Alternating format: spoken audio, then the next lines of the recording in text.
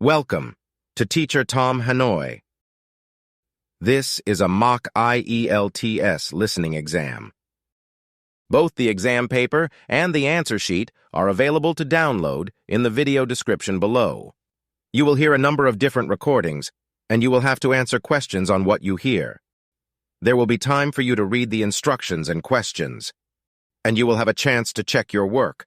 All the recordings will be played once only. I repeat, all the recordings will be played once only. The test is in 4 parts.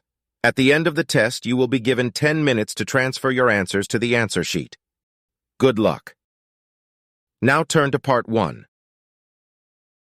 Part 1.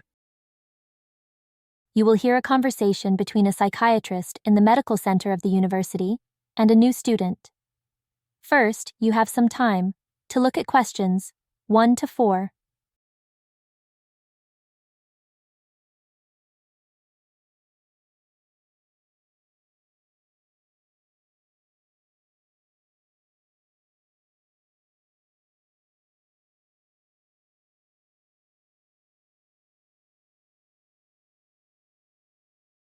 Now, listen carefully and answer questions 1 to 4. Hello, sit down, please. Thank you. Now, you are a new patient, aren't you? Yes, that's right. Okay, so I'd better get some basic details down first. Right, we'll start with your name. Martin Hansen. Do you spell that S-O-N or S-E-N? Hansen. Okay, and you're a first-year student? Yes, I am. Study in? Electronics, actually. I hope you enjoy it. Thanks. And your address? 2805 Hesperian Avenue, Hayward. 2805 and Hesperian. Yes, that's Hesperian. Hayward, Hayward. And your phone number? 734-246-55. 734-264-55. No, you got the 6 and the 4 the wrong way round. It's 246-55. Huh? Sorry, right. And, when were you born? The 15th of June, 1986. Here in New Zealand? No, I was born in Sydney. Before you hear the rest of the conversation, you have some time to look at questions 5 to 10.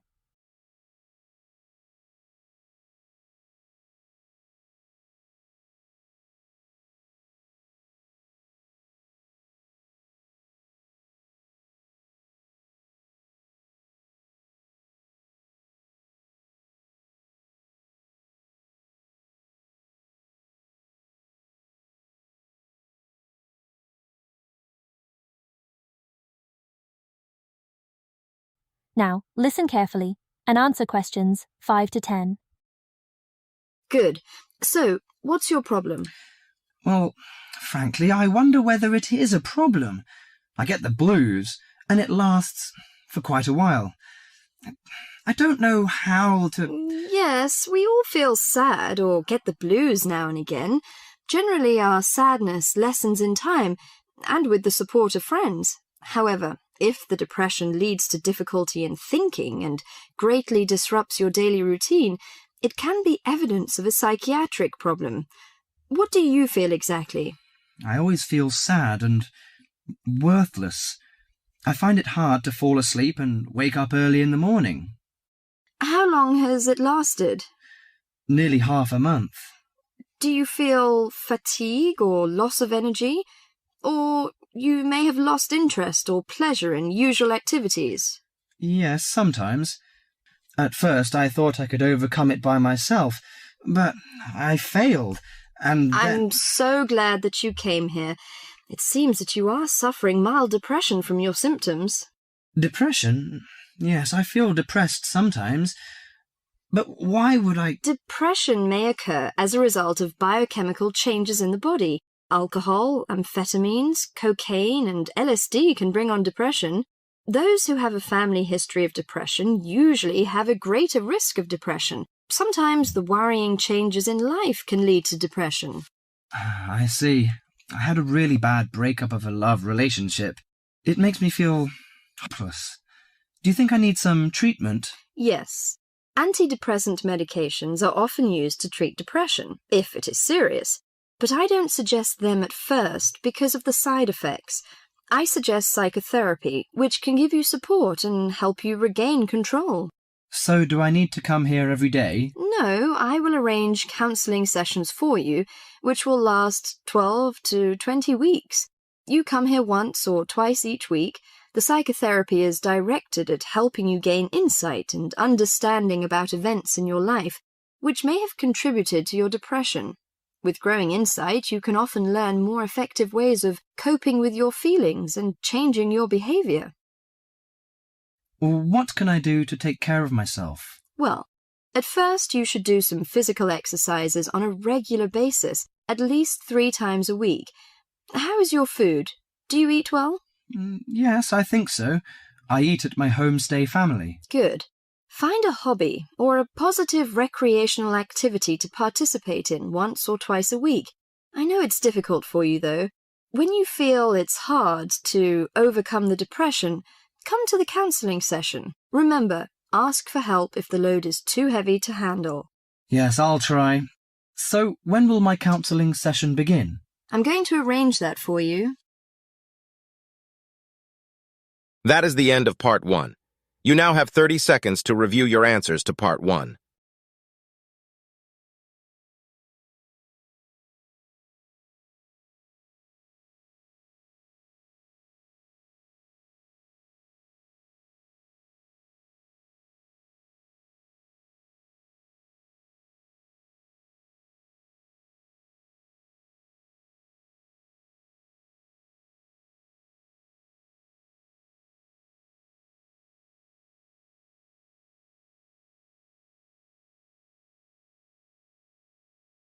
Now turn to Part 2.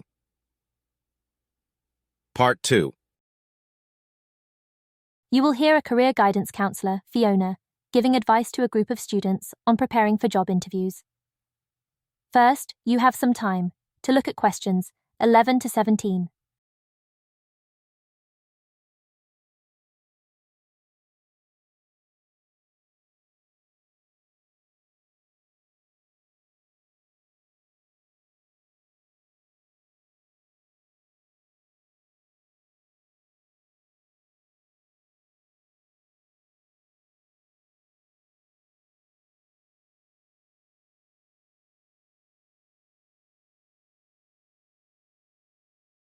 Now, listen carefully and answer questions 11 to 17. Hello, and thanks everyone for coming here today. I know it's always a bit stressful going for a job interview, but it's best to be prepared. For any of you who may not know me, my name is Fiona Ogilvie, and my job is to offer guidance and support for students with special needs. Now, you wouldn't be here today if you weren't interested in finding a job in the holidays. So let's get down to it and see what things you need to be looking out for. Most of you, I hope, will be applying for jobs with the companies that have been recommended by the university. The reason for this is that we here at the university already know these companies and have established good working relationships with them. I've also been to visit all of them and checked out the facilities they have to offer. You really need to make informed choices when you're looking for a job and make sure you know before you even get to the interview stage that your needs will be met. But I know that some of you are applying for jobs independently and have looked at companies outside the university recommended list. So for you, it's best to plan ahead and be aware of what it is you may need while you're working. Things that you need to check when you go for an interview are there enough toilet facilities and are these easily accessible? Also, you want to check that all the public areas inside the building are barrier-free, so you can get direct access to these public spaces whenever you need to. And ask about ramps into the building, so you know how many there are and where they are located. These kinds of things are so much more difficult to sort out when you've started work, as they take time. But ramps are an absolute must, so please make sure you know where they are. Another thing you must make sure of is that the lifts have the correct lowered control panels. Ask if all the lifts have this facility or if it's only certain ones. Now, something I think that is often overlooked is working hours. What you want to make sure of is that you get flexi time. This basically means that your working hours are flexible and you can clock on and clock off in times that suit you. Within reason, of course. Most companies do recognise that it takes much longer for someone in a wheelchair to get on and off buses and trains. Public transport can take that much longer, so you need to be organised and prepared. And for those of you lucky enough to own a car, check how many disability parking spaces are available. Remember that it's your right to have a disabled parking space. These also need to be near enough to a wheelchair accessible entrance or ramp. OK, are there any questions before we move on? Before you hear the rest of the conversation, you have some time to look at questions 18 to 20.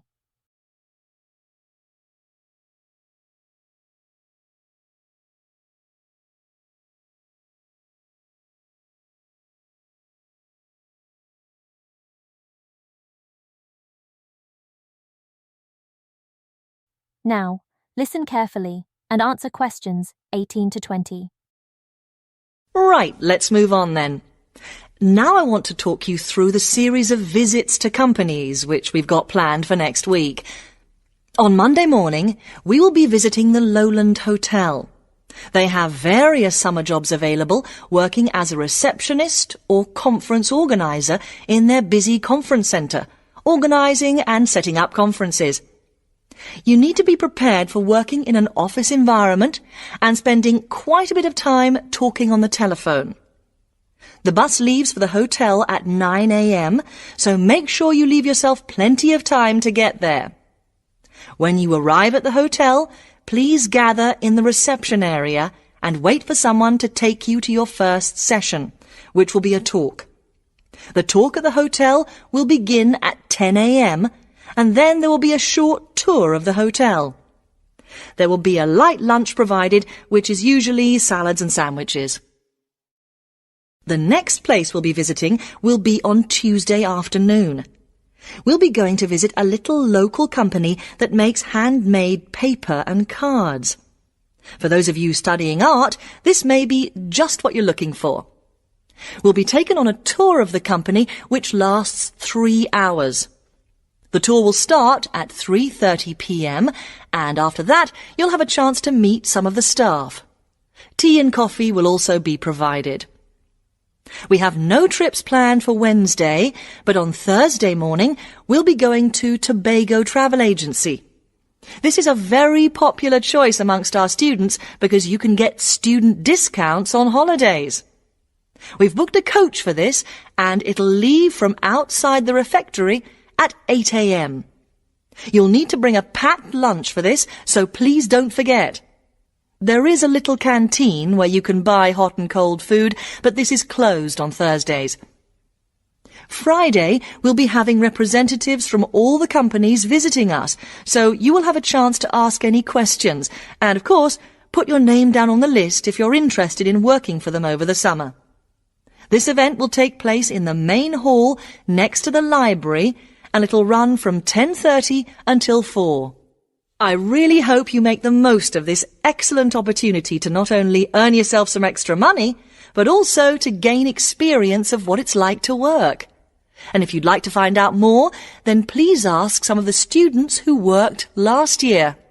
They're all wearing green badges and will be happy to speak to you afterwards. That is the end of Part 2.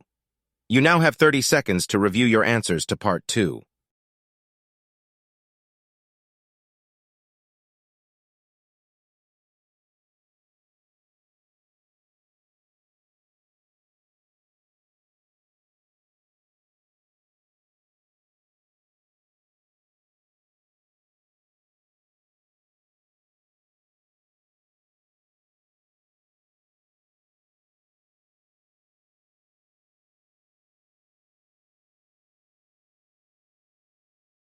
Now turn to Part 3. Part 3. You will hear a radio talk on agricultural regulations. First, you have some time to look at questions 21 to 25.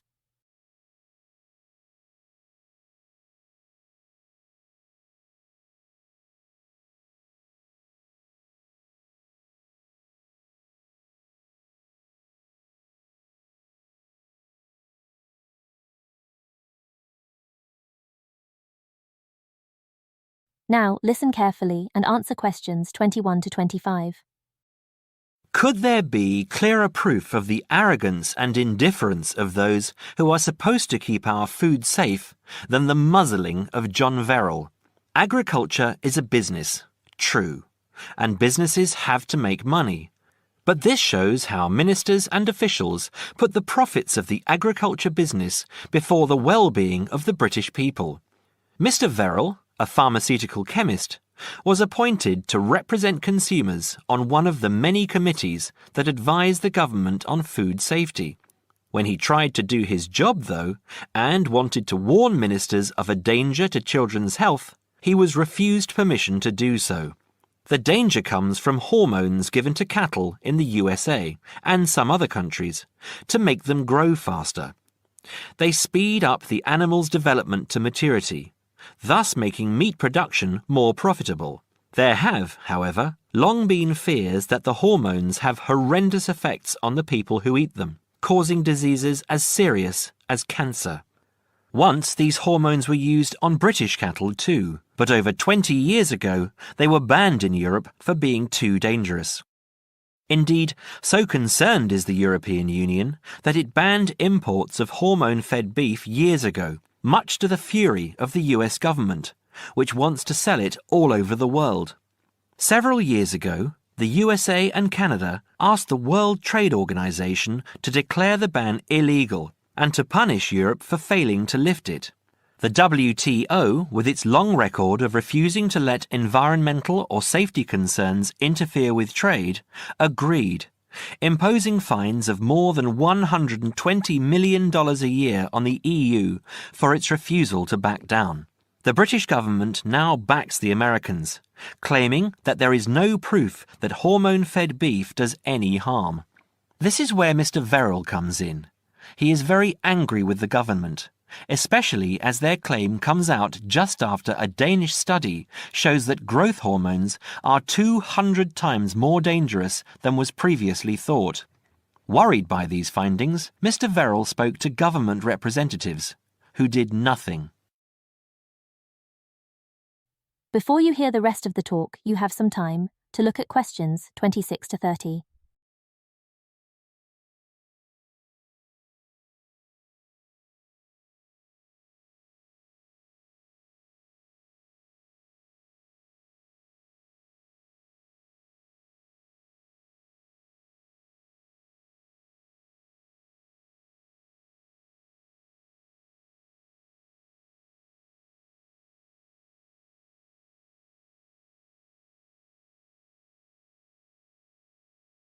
Now, listen carefully and answer questions 26 to 30.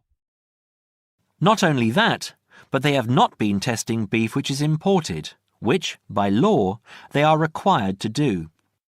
This directly affects the British public, as about 40% of the beef British people eat comes from abroad, supposedly from countries like Brazil, which does not allow the use of growth hormones. Brazilian beef is stocked by some British supermarkets and widely used in catering. Yet, when a Brazilian farm was recently visited by EU inspectors, a large stockpile of this banned substance was found. This is not the first food scandal we have had in our country. Take the present concern over a well-known chocolate company.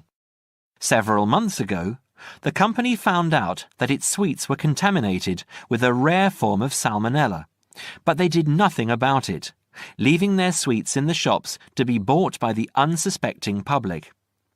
It was not until 5 months later, when several children had suffered food poisoning, that the chocolate bars were removed from the shelves. It makes you wonder how many other dangerous foods have been allowed onto our plates. That is the end of Part 3. You now have 30 seconds to review your answers to Part 3.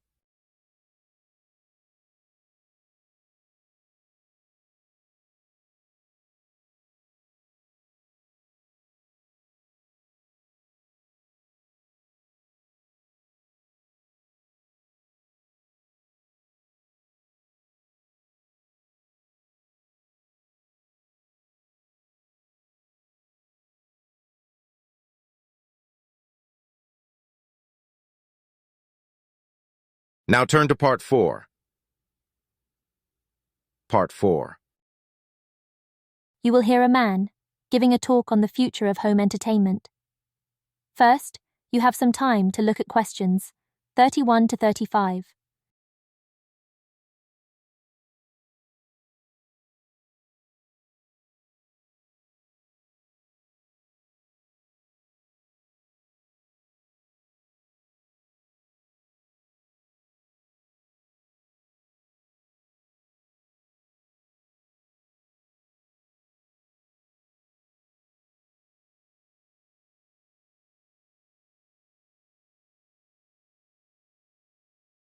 Now, listen carefully and answer questions 31 to 35.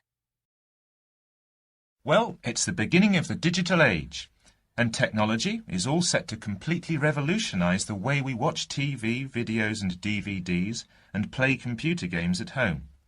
Here to tell us more about how we will be spending our leisure time at home in future is Anna Zabel. Hello. Yes, there will be huge changes in the way we use television, radio and new media in future. By this, I mean we will be able to do what we want, where we want and when we want. The result is that our homes will increasingly become home theatres, and all our entertainment at home will be available at the touch of a button. Now, most home entertainment these days is delivered over wires, but this is changing thanks to high-speed broadband. Downloading will become easier, and studios will eventually release movies, songs and video games directly to the consumer. So, for example, instead of a film opening on the big screen and eventually appearing on television, video and the internet, it can appear in all formats at once. This means that we will have more choice and control over the media we use. So, how will we use this media in our homes in future? There will be big changes in how we watch video and television. Several research groups and companies are trying to add depth to TV and other video displays in the form of a third dimension. So television and video screens will have depth. What do you mean by depth exactly? Do you mean 3D, like a hologram? That's right. When we say that a hologram has 3 dimensions, it means that we can see not only up and down and left and right, but forwards and backwards too. When we talk about dimensions, we call forwards and backwards depth. So when we say that a hologram has 3 dimensions, it means we can see up and down and left and right, just like a picture or photo. But we can also look into the hologram because the image it contains has depth. So instead of watching films on a flat screen, we will be watching them in 3D? Absolutely. Before you hear the rest of the talk, you have some time to look at questions 36 to 40.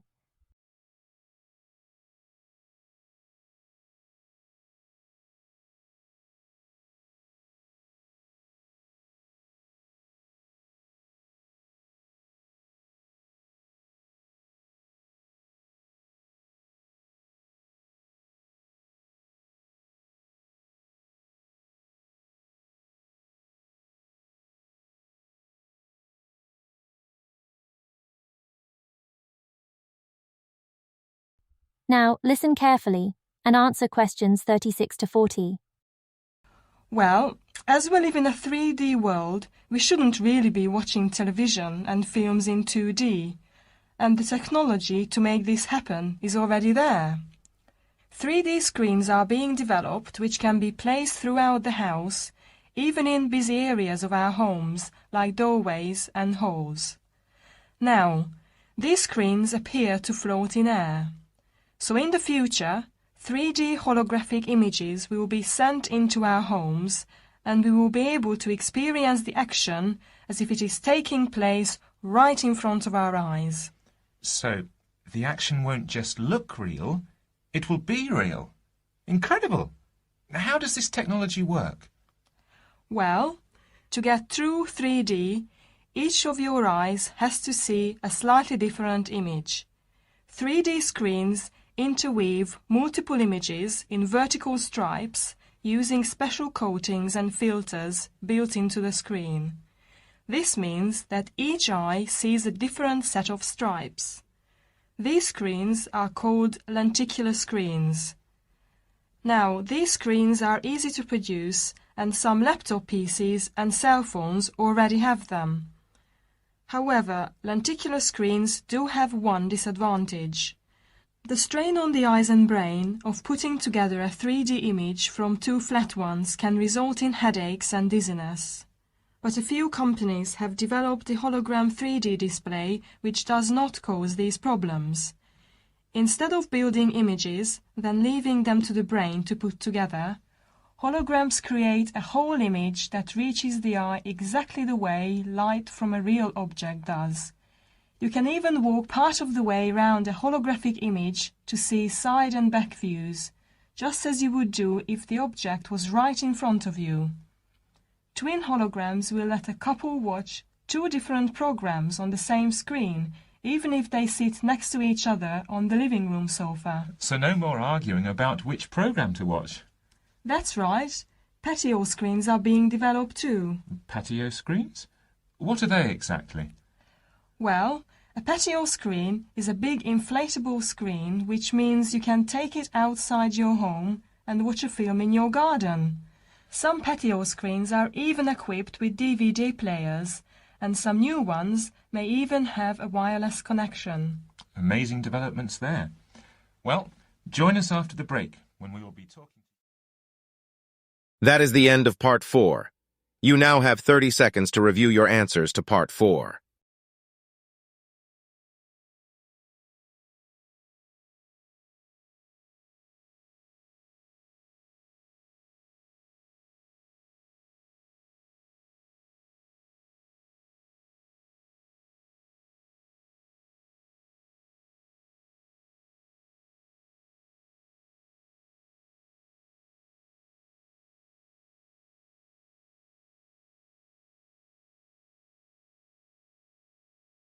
That is the end of the mock IELTS listening exam. You now have 10 minutes to review and transfer your answers from the exam paper to the answer sheet provided.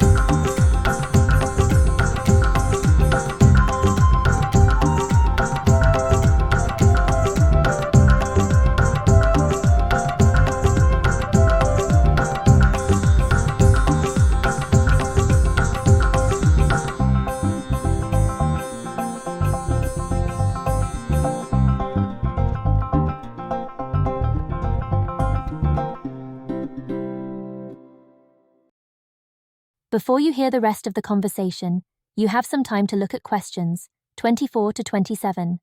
Now, listen carefully and answer questions 24 to 27.